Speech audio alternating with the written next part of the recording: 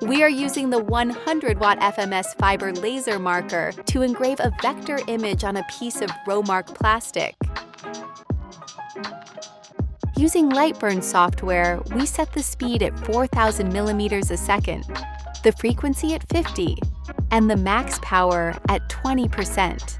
Because it is a vector file, we set it to mark as a negative image.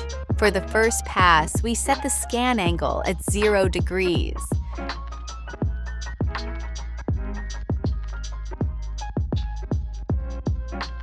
During the first pass, the fiber laser is vaporizing the pigment of the dye on the material. In other words, removing the dye and bringing back its original color.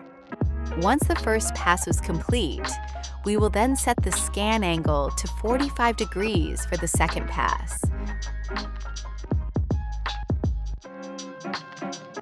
With the second pass, the laser will continue to vaporize the pigment of the dye.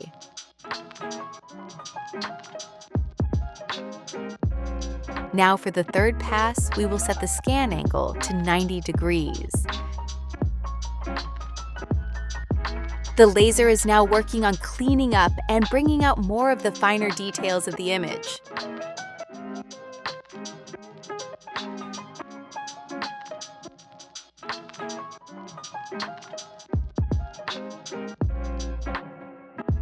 Finally, we'll do one more pass and set the scan angle to 135 degrees, continuing to allow the laser to bring out the finer details. Results may vary depending on the image file. It's always best to do some test runs to dial in the best settings for your file.